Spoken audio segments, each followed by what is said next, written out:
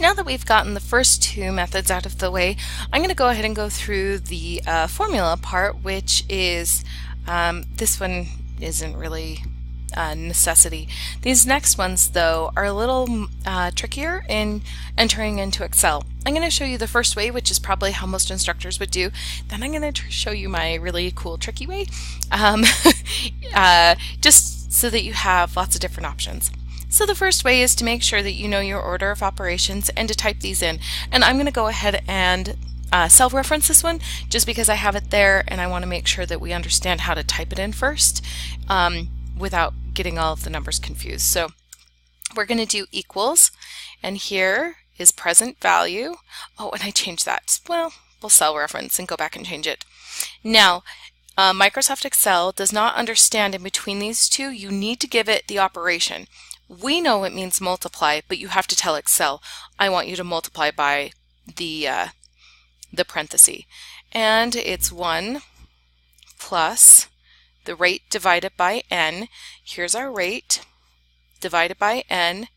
Now, using the order of operations, please excuse my dear Aunt Sally, within these parentheses, it will, Excel knows to divide those first and then add it to a 1, so you're okay not to put parentheses around the fraction right there, r over n. So you're okay just to leave that. Now I need to raise this to the ny, and this one has to be in parentheses or it will only raise it to the n and then multiply everything by y. Because I want both n and y to be in the exponent, I need to make sure that they're both in parentheses. So here's my n, and then times it by y here, and then close parentheses, and that's how you type that one into Excel. And I should go back up here and fix that to be our 600. Same here. Didn't do that from the last video. And you'll see, so it changes it in every category there. Okay, so the next one here is our future value. It's a little larger. We're going to use a couple more sets of parentheses to distinguish between things. So we need our payment first, and then I'm going to do times parenthesis. Now that tells me that I'm multiplying it by something, but I need to do another set of parentheses so that I can designate this all being on top of the fraction bar. So I need to do another set, and then I get 1 plus r over n, just like before, r divided by n, close parentheses. So now that first set of parentheses, or that inside set of parentheses, designates this right here. Now I need to raise that to, just like we did before, n times y, n times y, close the parentheses, and that makes sure that n and y are both in the exponent. Now minus 1 and close parentheses again. Now that set of parentheses is closing the numerator of this fraction here. Now divide by another set of parentheses so that I can designate this as the denominator. And we need r over n, r divided by n, close the parentheses, and that one is good to go. Okay, and then the last one, it's going to be a combination of both of those. So we have a lot of parentheses. This one equals our present value. We have to tell Excel to multiply, and similar to, or exactly like this one, we need to do 1 plus r over n, and then close parentheses, raise it to, make sure you get the next part in parentheses again, n times t, or number of years, or ny, plus, now I need the payment, and two sets of parentheses just like we did before, 1 plus r over n, 1 plus r divided by n, close parentheses, so that's all in this section right here. Raise it to the ny, but make sure both of those are in the parentheses. N times y, close the parenthesis. Now we've done the exponent.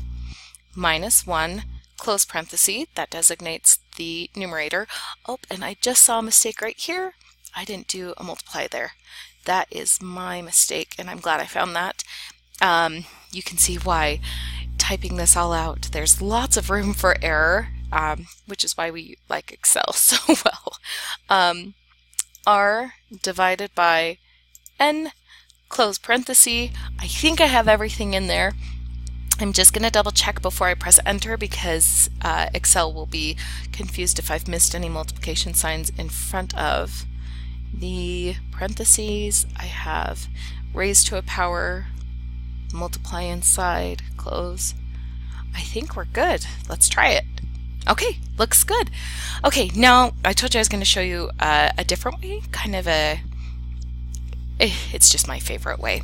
So I'm going to go into Microsoft Word, and I had this all laid out for you, but I think you're okay with all of that. So I'm just going to show you how to put that in here into Microsoft Word.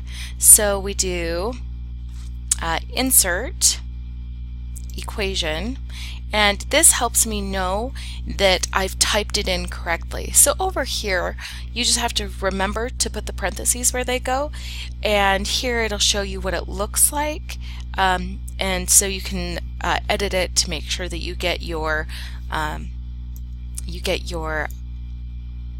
things in the right places using the order of operations and typing it all in with the parentheses. The only disadvantage here is that I can't cell reference. I just have to type in the formula. So I'm going to start off with a fraction, and let's go ahead and do which one? Let's do the first one, present value. So the present value is $600. So I'm going to type in 600 times my fraction here. I have, oh, not yet. I need parenthesis 1 plus the fraction r over n. R is 5% or 0.05 divided by 12. Then I'm going to arrow over, close the parenthesis, and then raise this to the next one, which is n 12 times 1, close parenthesis, and pressing the space bar will help me see that it's all in the right direction. If I had done this wrong here and done 12, and then, you know what, let's see if I can get that to do that. Oh, I can't go backwards. There we go. Okay, so if I didn't put this all in parentheses like this, you'll see when I press the space bar here that only the 12 went onto the exponent. So you need to have those parentheses, and that's a wonderful way to make sure that everything's in the right direction. Okay, so I've gone up here now and highlighted this to go from the professional mode, from this to a linear, so that it'll copy nicely into Excel. And you'll see that it looks exactly like what we did here. The professional mode is a wonderful way to make sure that you have everything correctly formatted. Linear, and then highlight it, and then you can right click and press copy, or Control C or Command C depending on your computer. Then we're going to come over here and do equals. Let's do it here. Equals, Control V, or right click paste. You'll see that it pasted it all in and calculates it for us just like we did before. And we can do that with all of these here to make sure that we have them typed in correctly. So lots of different options for you to do the calculations using your computer.